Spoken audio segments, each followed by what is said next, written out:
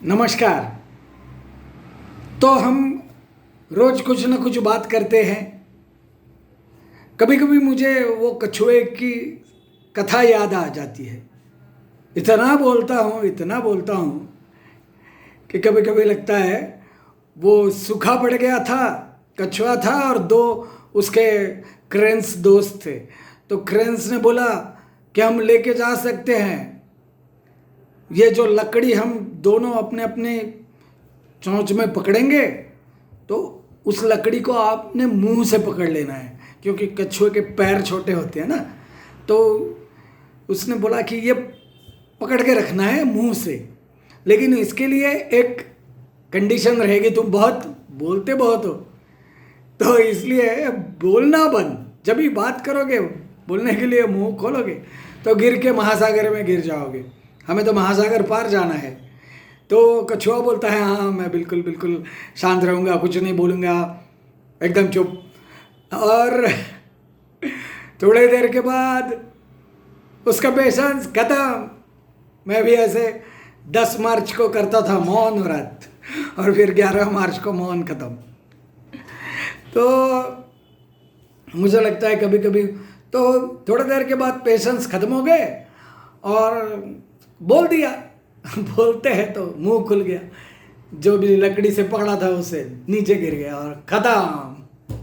तो ऐसा कभी कभी लगता है कहीं ख़त्म ना हो जाए बात करते करते। कभी कभी लगता है पेशेंट्स से इतनी बात नहीं करनी चाहिए। मैं अपने सासू माँ को लेके जाता था एक डॉक्टर के पास। मैं खुद डॉक्टर हूँ, मैं उसको कुछ केस रिफ़र करता हूँ, फिर भी उसको कुछ नहीं पड़ा था। 2-4 लफ्ज़ भी बोले कि नहीं पता नहीं। और मैं उल्टा कितना बोल रहा था। और ठीक है चलो, तो बोलने की बात हो गई, तो आज थोड़ी इमोशंस की भी बात करते हैं कि जिसके कारण मानवता की तरफ मुड़ने के लिए 2-3 स्टोरीज़ है। जो पहले परसों बताया जेन ऑस्टिन का, दूसरा है जो मैंने देखा, एक कथा देखी घटते हुए घटना मैंने देखी तो उसके कारण, और तीसरा है वो emotional bonding to an unknown area person. मतलब जर्मनी में जब हिटलर के अत्याचार बहुत चल रहे थे तो एना फ्रैंक ने एक डायरी लिख दी। तो उस डायरी का बाकी पार्ट तो बहुत है, बहुत हृदय द्रावक है, वो तो आप जानते हैं, लेकिन मैं थोड़ा उसके पहले जा रहा हूँ। वो आगे का पार्ट तो आगे, लेकिन उसके पहले ही मेरा इतना इमोशनल बॉन्डिंग हो गया कि मैं सोचा अरे सारा जगह एक ही तो है। मुझे एना फ्रैंक के लिए दर्द महसूस होता है, जो 1933 में जिसका जन्म हुआ, मेरी माँ की उम्र की वो है। मतलब होती आज 88 साल की हो जाती, 85 साल की। मेरी माँ 88 साल की है। तो इतनी पुरानी लड़की जो मेरे माँ की उम्र की है, यहाँ नहीं है, जर्मनी में है। जिसको मैंने देखा नहीं उसका फोटो है, वो भी अंदाजे से बनाया होगा शायद, पता नहीं। तो उससे मैं कनेक्ट हो जाता हूँ। भाषा अलग, एरिया अलग, इतना कनेक्शन।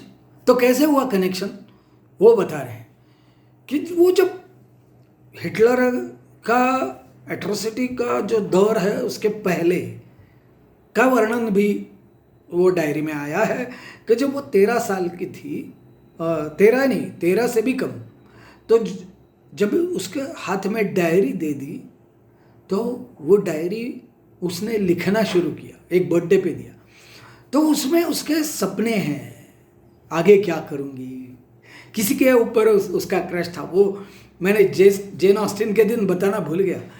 एक अच्छा फॉरवर्डनेस था यूरोप में पुराने काल से कि लड़कियां 18 साल के होने के बाद खुद कोर्टिंग करती है और खुद अपना जोड़ीदार चुनती है। वो जेन ऑस्टिन के नॉवेल में आया था। एक अच्छी बात थी, मैं बताना भूल गया। सब कुछ हमारा ही अच्छा है ऐसे नहीं होता है ना, कुछ उधर भी अच्छा है। सब हमको, हमारा कल्चर बहुत बढ़िया है और उनका नहीं, ऐसे नहीं होता है। वो बात तो मैंने परसों कह दी। तो किसी के ऊपर उसको क्रश रहता है तो उसके साथ वो हाथ में हाथ पकड़ के घूमती है और सपने देखती है। वो सपने उसने सजो मतलब उसका वर्णन किया है कि कैसे रहेंगे हम दोनों। तो ये सब रहा और बाद में उनको हाइडिंग में जाना पड़ा और उसकी बहुत दर्दनाक मृत्यु हो गई, वो तो आप जानते हैं।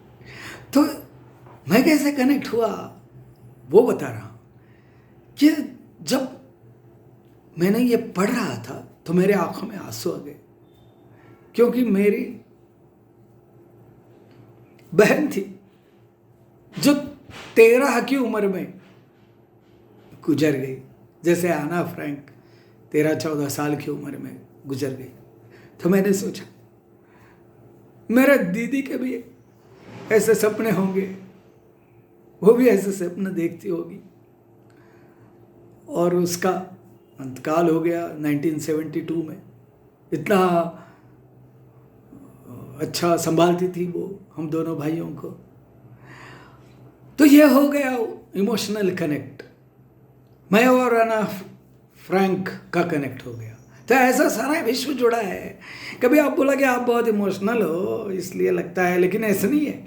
मैं मेरा बेटा है उसका देखता हूँ तो इतना चेल्सी से कनेक्ट हो जाता है। वो चेल्सी यहाँ है क्या, वो उधर है, लंदन में होगा, फ्रांस में होगा। वो फुटबॉल के मैच में इतने इमोशनल कनेक्ट हो जाते हैं कि हर एक का इमोशनल का टाइप अलग है, लेकिन कनेक्ट तो है। तो उसका कनेक्शन उधर हो जाता है। कभी थोड़ा और छोटा था, हैरी पॉटर से हो जाता था, वो भी तो इमोशनल कनेक्ट है ना। तो इस प्रकार से सारा विश्व जुड़ा है। ये भी बात मेरे जहन में आई, जो तीसरी बात थी। दूसरी बताना बाकी है, वो बाद में बताएंगे। तो इसलिए सारा एक है,